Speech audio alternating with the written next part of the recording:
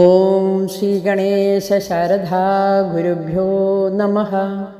ഓം ശ്രീ നാരായണ പരമഗുരവേ നമഃ. നമ്മുടെ ഇന്നത്തെ സത്സംഗ് വേദിയിലെ എല്ലാ സുഹൃത്തുക്കൾക്കും നമസ്കാരം.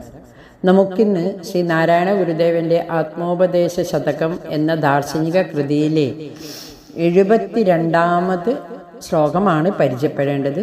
ശ്ലോകം ഒന്ന് വായിക്കാം. ക്രിയയൊരു കൂറിത വിദ്യ, കേവലം ചിന്മയി മറുകൂറിതു വിദ്യ. മായയാലേ നിയതമിതിങ്ങനെ നിൽക്കിലും, പിരിഞ്ഞദ്വൈയ പരഭാവന തുര്യമേകിടുന്നു. ക്രിയയൊരു കൂറ് ഇതവിദ്യ, കേവലം ചിന്മയി മറുകൂറ് ഇത് വിദ്യ.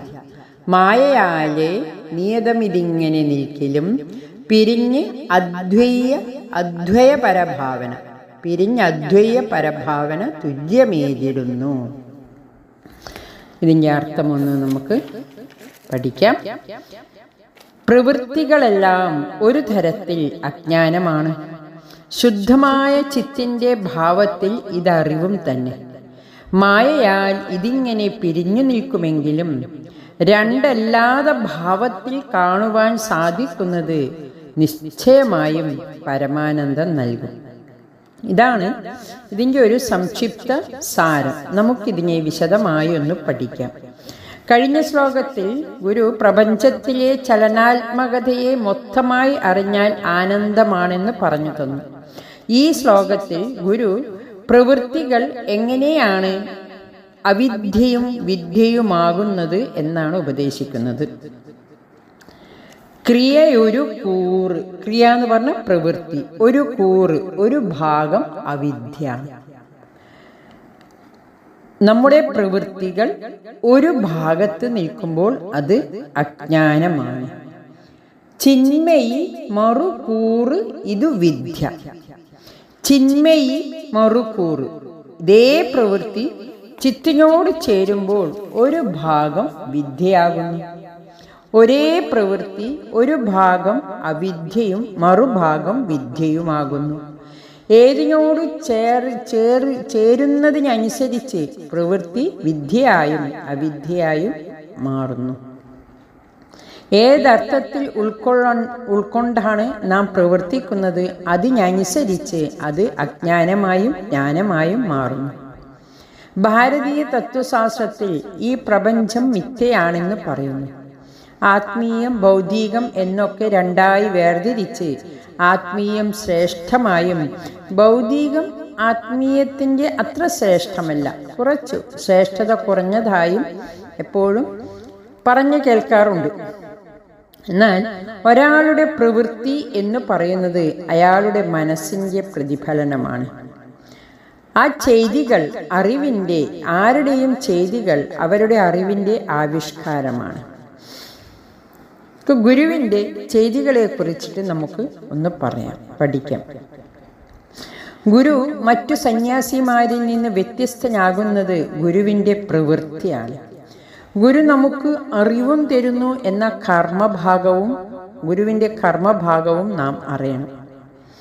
നാം എപ്പോഴും ഗുരുവിൻ്റെ ദർശനത്തെക്കുറിച്ചും ജ്ഞാനത്തെക്കുറിച്ചിട്ടുമാണ് കൂടുതൽ ചർച്ച ചെയ്യുക.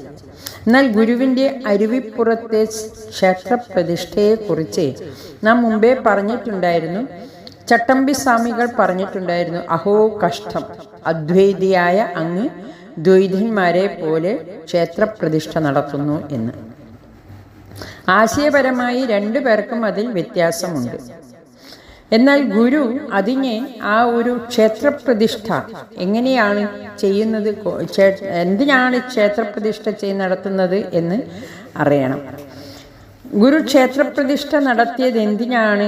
മനുഷ്യരുടെ വിശ്വാസം സംരക്ഷിച്ച് അവരെ പടിപടിയായി ജ്ഞാനത്തിലോട്ട് കൊണ്ടുവരാനാണ്. അതൊരു പദ്ധതിയായിട്ടാണ് ക്ഷേത്രപ്രതിഷ്ഠ നടത്തിയത്. ഇതിനെ വിശാലമായി നമുക്ക് കാണണം. ആദ്യം ശിവനെ പ്രതിഷ്ഠിച്ചു. പിന്നെ സത്യം, ധർമ്മം, ശാന്തി, ദയ എന്നിങ്ങനെ എഴുതി പ്രതിഷ്ഠിച്ചു. പ്രണവം എഴുതിയ കണ്ണാടി പ്രതിഷ്ഠിച്ചു. അതായത് കല്ലിൽ തുടങ്ങി കണ്ണാടിയിൽ അവസാനിക്കുന്നതായിരുന്നു ഗുരുവിൻ്റെ ക്ഷേത്രപ്രതിഷ്ഠ. പടിപടിയായി മനുഷ്യ മനസ്സിനെ സത്യത്തിലേക്ക് ഉയർത്താനാണ്.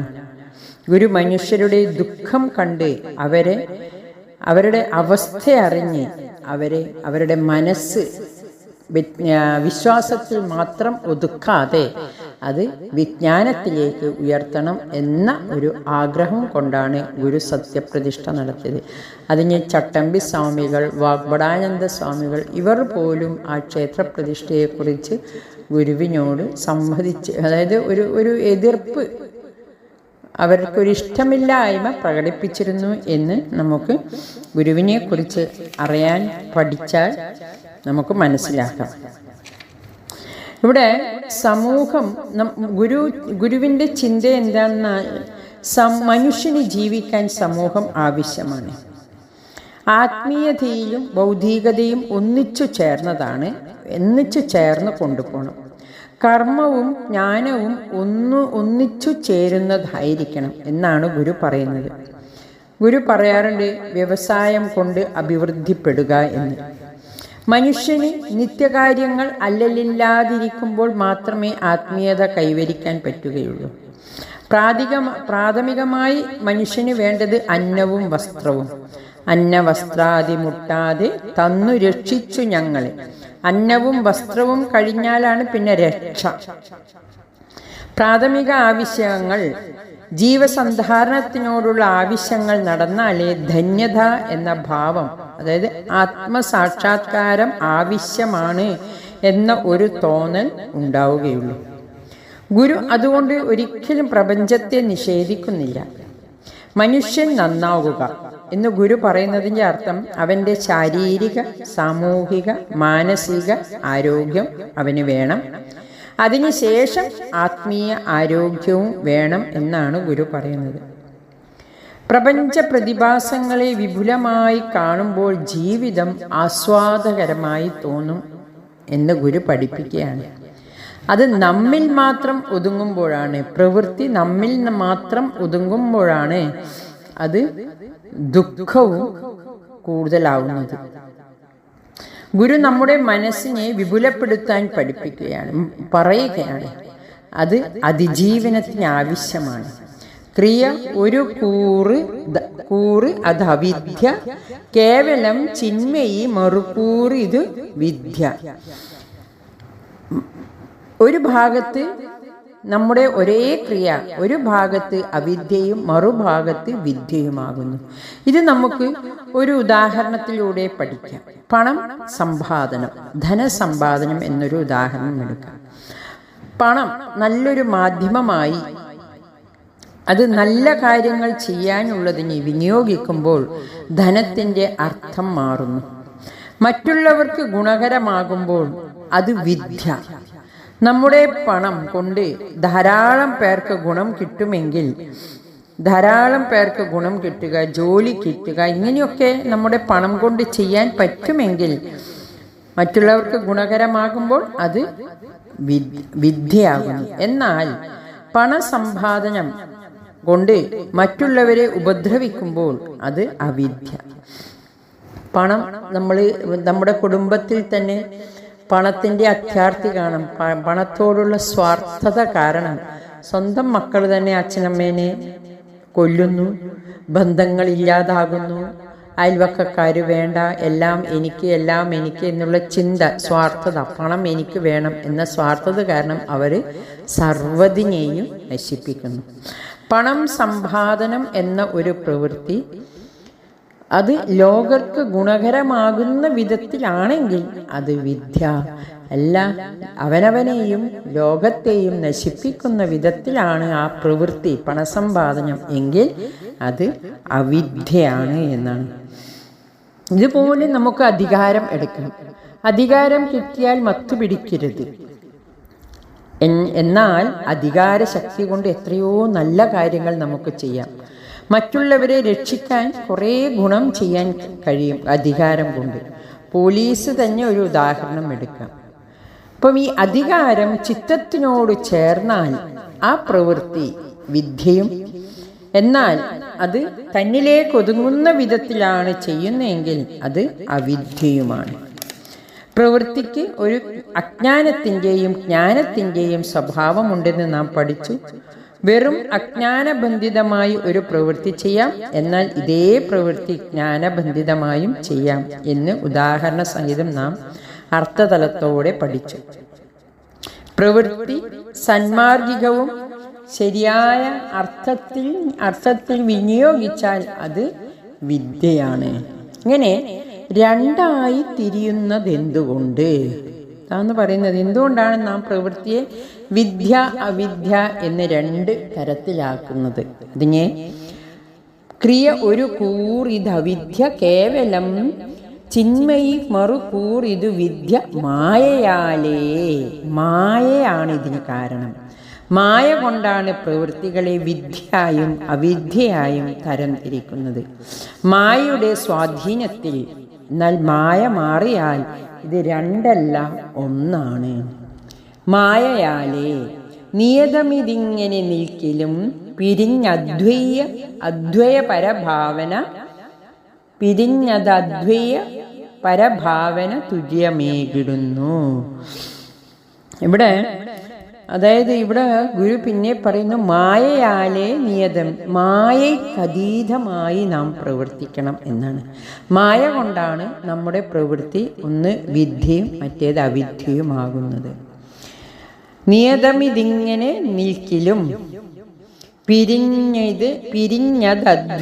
പിരിഞ്ഞതദ്വയ പരഭാവന, രണ്ടും ഒന്നാണ് എന്ന ഭാവനയിൽ എത്തിയാൽ തുര്യമേകിടുന്നു.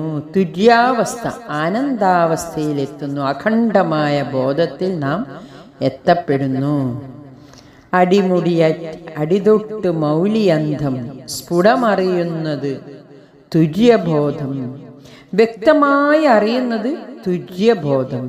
അടിതൊട്ട് മൗലി വരെ പാദാദികേശം വ്യക്തമായി അറിയുന്ന ബോധമാണ് തുര്യബോധം. അദ്വയ പരഭാവന, എല്ലാറ്റിനെയും ഒന്നായി കാണുന്ന ഭാവന. പ്രവൃത്തികളിൽ ഏകത്വം കാണുവാൻ, അതിലെ ശരി കാണുവാൻ മനുഷ്യർ ഒരു ധാർമ്മിക സന്മാർഗിക പ്രവൃത്തിയുടെ ദോഷവശങ്ങൾ കാണുന്നവരാണ്. മനുഷ്യർ ഏത് ധാർമ്മിക പ്രവൃത്തിയുടെയും ഏത് സന്മാർഗിക പ്രവൃത്തിയും ദോഷവശങ്ങൾ കാണും. ആ തലത്തിൽ നിന്ന് മാറി എല്ലാറ്റിൻ്റെയും നല്ല വശങ്ങൾ കാണുമ്പോഴാണ് തുര്യമേകുന്നത്, ശരിയായ അറിവിലേക്ക് എത്തുന്നത്. അതിനാൽ എല്ലാവർക്കും എല്ലാ പ്രവൃത്തിയുടെയും സന്മാർഗികത ധാർമ്മികത കാണുവാൻ ഒരു അവസരമുണ്ടാകട്ടെ. മനുഷ്യ പുരോഗതിക്ക് വേണ്ടി, മനുഷ്യൻ്റെ സർവ്വവിധ പുരോഗതിക്ക് വേണ്ടി ആണ് ഗുരു നമുക്ക് ദർശനവും അതായത് ജ്ഞാനവും ആ വിദ്യയിലൂടെ ശരിയായ പ്രവൃത്തി മണ്ഡലവും നമുക്ക് ഉപദേശിച്ച് തരുന്നത്.